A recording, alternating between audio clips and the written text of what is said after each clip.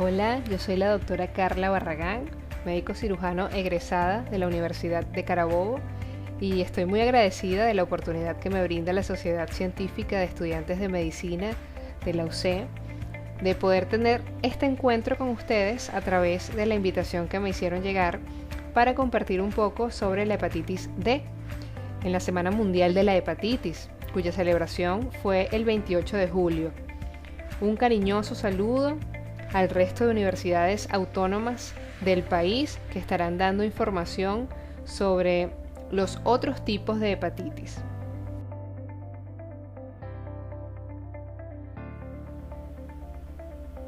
El virus de la hepatitis D es tal vez el más singular de todos los virus de la hepatitis y el más peligroso. Es un virus ARN cuya replicación es defectiva o defectuosa. ¿Por qué? Porque causa infección únicamente cuando está encapsulado por el antígeno de superficie del virus de la hepatitis B. No puede multiplicarse bajo ningún concepto e infectar a alguien a menos que la persona ya esté infectada con el virus de la hepatitis B.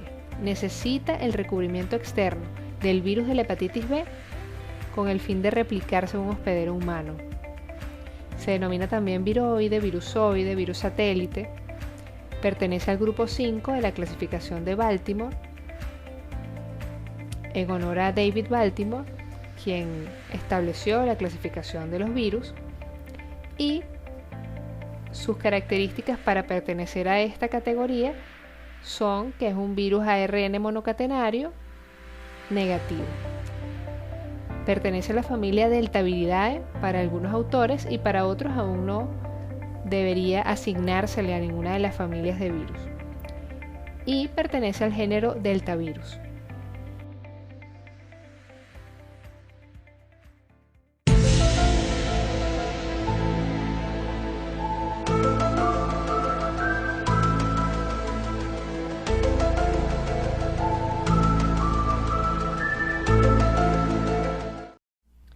¿Quién fue el primero que observó este virus en un laboratorio? Lo hizo el doctor Mario Risetto de Italia en 1977, cuando examinaba células hepáticas de pacientes con infección crónica por virus de hepatitis B y observó un nuevo antígeno que no era uno de los tres principales antígenos del virus de la hepatitis B, es decir, no era el antígeno de superficie, no era el antígeno central ni era el antígeno E. Después de varios años de pruebas y de aislar virus en chimpancés, por último los científicos llamaron a este virus de la hepatitis D. Si yo le tuviese que colocar un apodo a este virus, le colocaría pitufo, pitufín, minimí o cualquier apodo que tuviese que ver con algo muy chiquito, pulgarcito. ¿Por qué? Porque este virus mide 36 a 37 nanómetros. Es el virus animal más pequeño conocido. Posee el antígeno delta, que se localiza en el núcleo del hepatocito. Su cápside está constituida por antígeno de superficie del virus de la hepatitis B. Posee un genoma de tipo ARN monocatenario de cadena negativa, lo que quiere decir que no puede ser traducido directamente por los ribosomas, sino que primero debe ser transcrito a ARN de cadena positiva o transcrito a ARN mensajero a través de una enzima que el virus lleva consigo, la ARN polimerasa, para ser traducido en proteínas estructurales. Me gustó muchísimo este esquema porque lo explica bastante bien.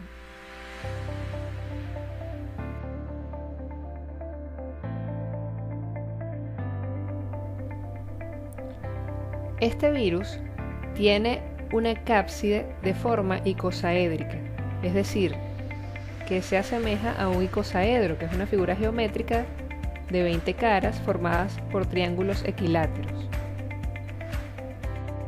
El virión delta está compuesto por 1672 a 1697 nucleótidos, dependientes del genotipo.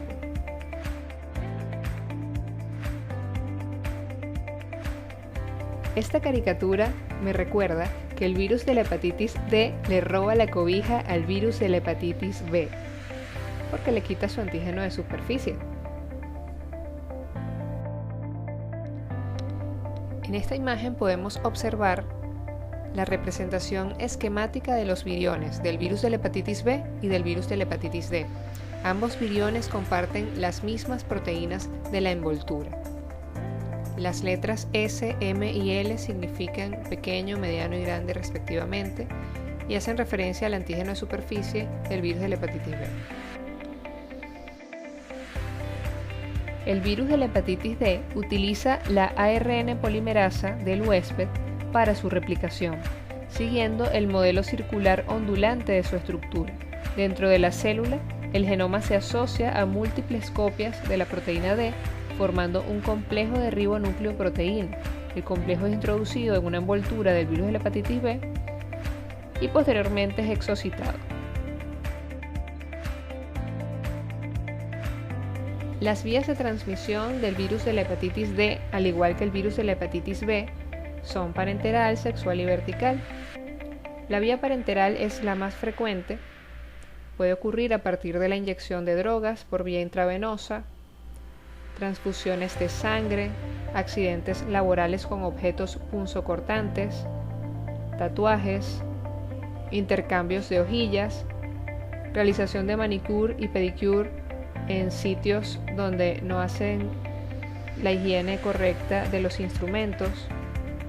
También puede darse por vía sexual a través de fluidos vaginales o genitales y a través de la vía vertical, que es cuando la madre infectada durante el embarazo se lo transmite a su bebé.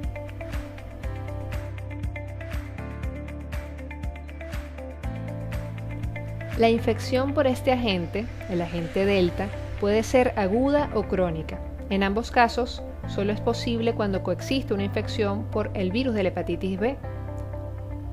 Hay dos posibilidades: que el paciente desarrolle una coinfección o una sobreinfección, también llamada superinfección. En el caso de la coinfección, un individuo sano adquiere paralelamente o al mismo tiempo el virus de la hepatitis D y el virus de la hepatitis B. Este individuo tiene tres posibilidades. En un 90% de los casos se recupera y desarrolla inmunidad. Raras veces desarrolla una hepatitis crónica que llegue inclusive a una cirrosis hepática. Y en un 3 a un 4% de los casos desarrolla una hepatitis fulminante y llega a la muerte. En la mayoría de los casos, el paciente desarrolla una hepatitis aguda similar a la hepatitis B, pero con más complicaciones. La otra posibilidad es la sobreinfección o superinfección, que ocurre cuando un portador del virus de la hepatitis B crónico adquiere el virus de la hepatitis D y tiene también las posibilidades siguientes. En un 80% de los casos desarrolla una hepatitis crónica y llega a desarrollar una cirrosis hepática. En un 7 a un 10% de los casos desarrolla una hepatitis fulminante que lo lleva a la muerte. Y en un 10 a un 15% de los casos desarrolla una enfermedad aguda, grave y logra la recuperación.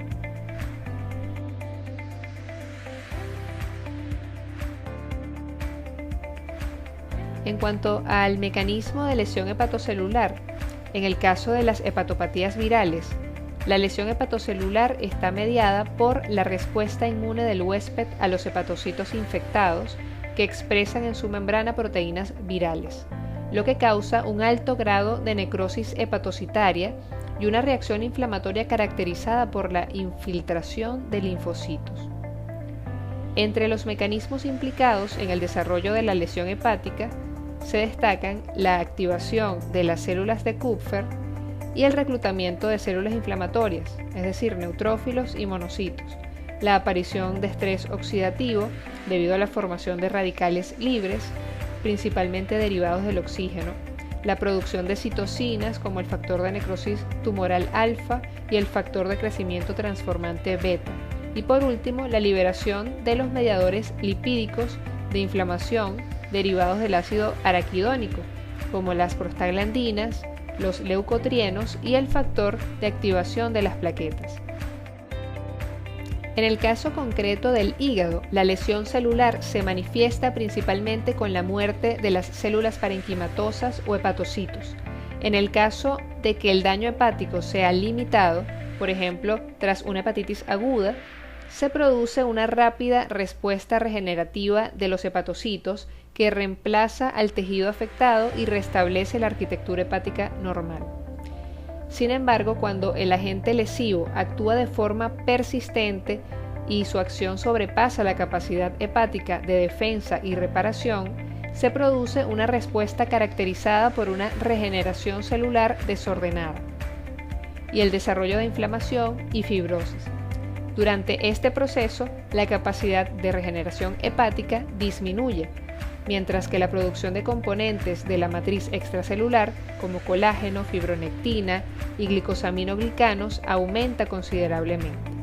En fases avanzadas, la población normal de hepatocitos es parcialmente sustituida por la deposición desorganizada de estos componentes de la matriz extracelular, lo que causa una paulatina disminución de la masa hepatocelular y una progresiva distorsión anatómica y funcional del lobulillo hepático. El resultado final es la cirrosis desde el punto de vista anatómico y la insuficiencia hepática crónica desde el punto de vista funcional, una afección clínica que ocasiona la mayor parte de la morbilidad de las enfermedades hepáticas crónicas. En esta imagen podemos evidenciar cómo las lesiones hepatocelulares pueden evolucionar e incluso llegar a lo más grave, que sería el carcinoma hepatocelular. En esta imagen podemos observar un carcinoma hepatocelular de 30 milímetros en el lóbulo hepático derecho con un patrón vascular característico a través de una resonancia magnética dinámica.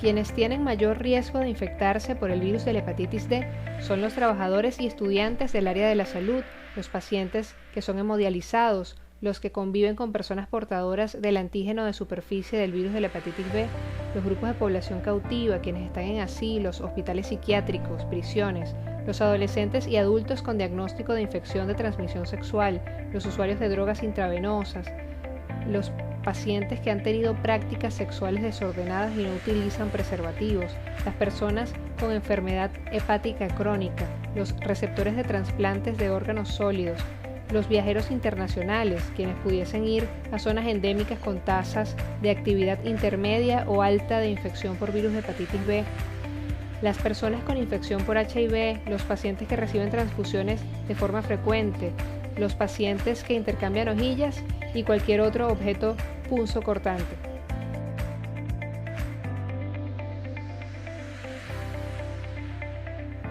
En un estudio realizado en colaboración con la Organización Mundial de la Salud y publicado en el Journal of Hepatology en el año 2020, se estimó que el virus de la hepatitis D afecta en el ámbito mundial a casi el 5% de las personas con infección crónica por el virus de la hepatitis B y que la coinfección por el virus de la hepatitis D podría explicar 1 de cada 5 casos de hepatopatía y cáncer hepático en las personas con infección por el virus de la hepatitis B. En el estudio se han detectado algunas zonas geográficas con prevalencia alta de la infección del virus de la hepatitis D, como Mongolia, la República de Moldavia y algunos países de África Central y Occidental. En América del Sur, la infección por el agente Delta fue informada por primera vez en Venezuela en una epidemia de hepatitis grave que causó alta mortalidad entre los indígenas yucpas de la Sierra de Perijá. También se ha detectado en los indígenas Yanomami. Se han detectado 3 principales genotipos del virus de la hepatitis D. En los países europeos podemos encontrar el genotipo 1, con un mayor riesgo de hepatitis fulminante, avance acelerado a cirrosis y hepatocarcinoma. En el sudoeste asiático y el lejano oriente podemos encontrar el genotipo 2, aparentemente de curso benigno, El genotipo 3 lo podemos encontrar en América del Sur y la India. Como ejemplos de países de América del Sur que han tenido brotes epidémicos con alta tasa de hepatitis fulminante, se encuentran la cuenca amazónica de Venezuela, Colombia, Brasil y Perú.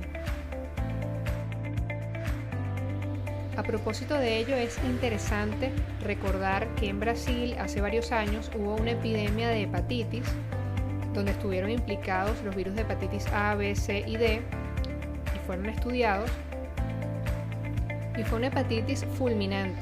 Por haber sido en Brasil, en la zona de la brea, se denominó hepatitis fulminante de la brea.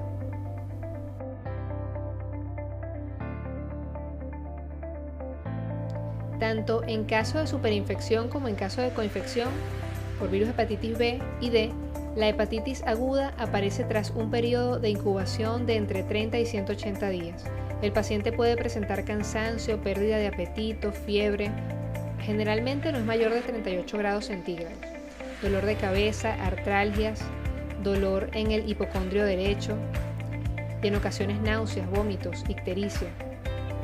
En otras ocasiones, la infección aguda puede pasar desapercibida porque el paciente apenas presenta síntomas. En los análisis destaca el aumento de las cifras de transaminasas y es posible que existan 2 picos de elevación separados por una semana.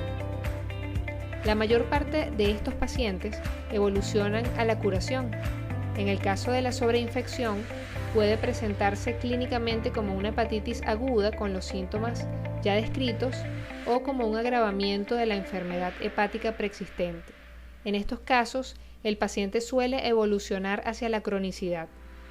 La situación más grave es que se presente la hepatitis con fallo hepático, cuando el paciente puede presentar alteración del nivel de conciencia, ictericia, ascitis, edemas y complicaciones infecciosas. Estos síntomas son consecuencia del deterioro importante de la función del hígado. En estos casos, la mortalidad sin trasplante puede ser elevada.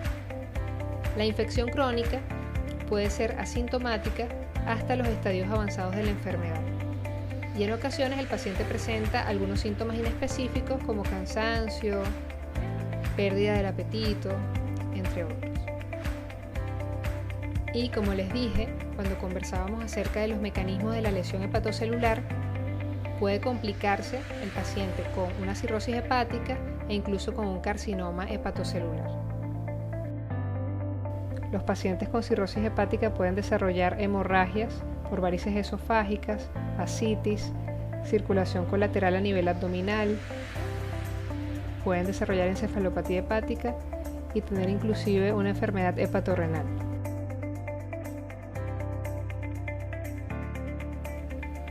De acuerdo con la OMS, la infección por el virus de la hepatitis D se diagnostica por la presencia de niveles elevados de inmunoglobulinas G e inmunoglobulinas M, antivirus hepatitis D o antidelta, y se confirma por la detección de ARN del virus en el suero. Sin embargo, la disponibilidad de las pruebas de diagnóstico del virus de la hepatitis D es reducida. Y las pruebas de detección del ARN del virus de la hepatitis D, que también se utilizan para evaluar la respuesta al tratamiento antivírico, no están normalizadas.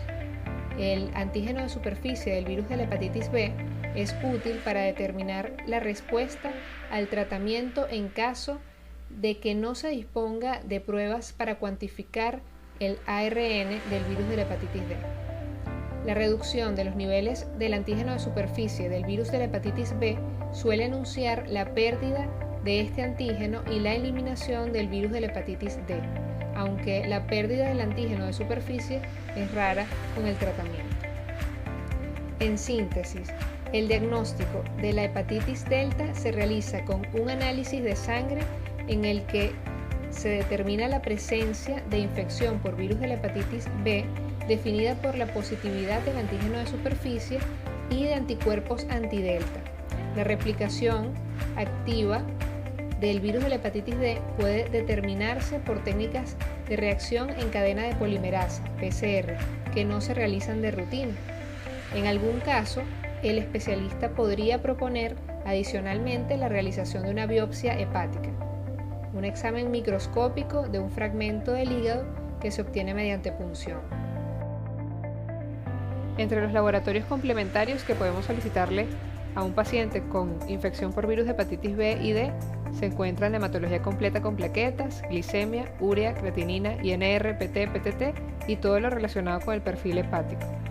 Transaminasas oxalacética y pirúvica, bilirrubina total y fraccionada, gamma-glutamil transferasa, fosfatasas alcalinas, alanina aminotransferasa, aspartato aminotransferasa, albúmina, proteínas totales y fraccionadas.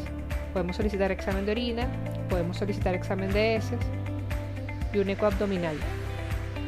Con estos estudios podemos ubicarnos en cuál es el pronóstico del paciente. Si observamos que hay un pronóstico desfavorable y su clínica no nos permite corroborar qué tan grave es, pudiésemos utilizar otro tipo de estudios de imagen, como por ejemplo el ecodoppler abdominal, la resonancia magnética, la tomografía. Sin embargo, en estos casos, que son más complejos, el paciente suele estar hospitalizado y hay una intervención de varios especialistas, que por supuesto van a hacer sus propias sugerencias. Además, como les había comentado, existe la posibilidad de realizar biopsia y punción hepática.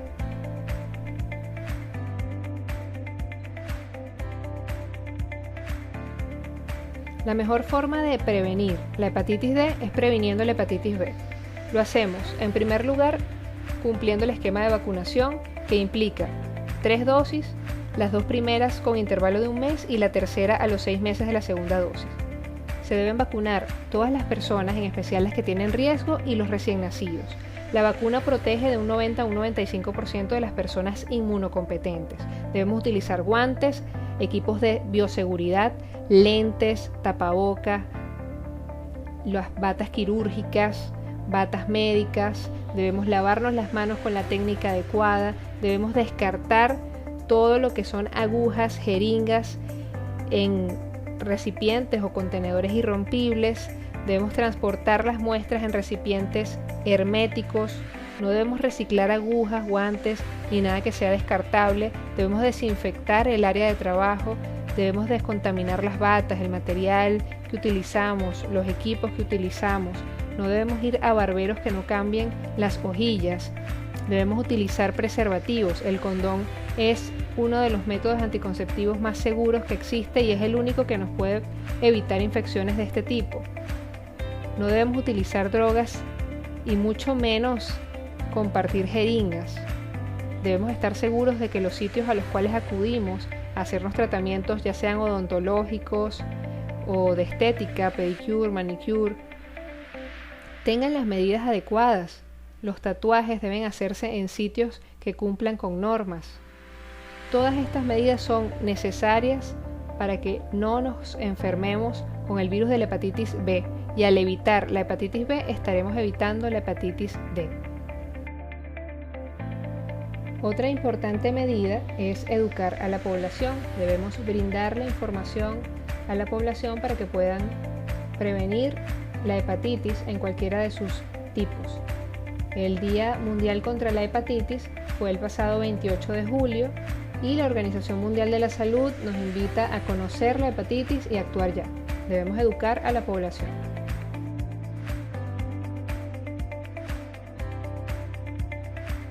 Hoy en día, el único tratamiento aprobado para la hepatitis delta es el interferón pegilado alfa, aunque rara vez es capaz de erradicar la infección y es frecuente que aparezcan recaídas al suspender el tratamiento.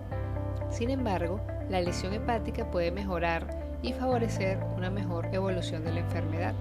Durante el tratamiento pueden aparecer efectos secundarios bien conocidos como un cuadro gripal, alteración del estado de ánimo, disminución del número de leucocitos y plaquetas, insomnio, dolores musculares, entre otros. En cuanto a los avances terapéuticos, en abril del 2018 se presentó en el Congreso de la Asociación Europea para el Estudio del Hígado en París un resumen del desarrollo clínico del tratamiento con Mircludex B, que es un inhibidor de la entrada del virus en la célula hepática. Los resultados del 2019 han confirmado la seguridad y eficacia en ensayos clínicos de fase 2B, por lo que se han iniciado ensayos de fase 3. Existen otros fármacos en estudio como lonafarnib, ritonavir e interferón lambda en una formulación pegilada, cuyos resultados virológicos son equivalentes a los del interferón pegilado alfa, pero con una mejor tolerabilidad, lo que convierte a estos medicamentos en una opción potencialmente atractiva, y actualmente se está evaluando en ensayos clínicos de fase 2 la posibilidad de la monoterapia o de la combinación con lonafarnib y ritonavir. El trasplante hepático puede ser necesario en casos de insuficiencia hepática aguda o en pacientes con cirrosis descompensada, también en pacientes con hepatocarcinoma. Los resultados reportados han sido buenos en casos seleccionados y sometidos a un tratamiento preventivo post-trasplante para evitar la reinfección del injerto. Sin embargo, estos pacientes pueden hacer complejos antígeno-anticuerpos circulantes que pueden reinfectar el órgano nuevo.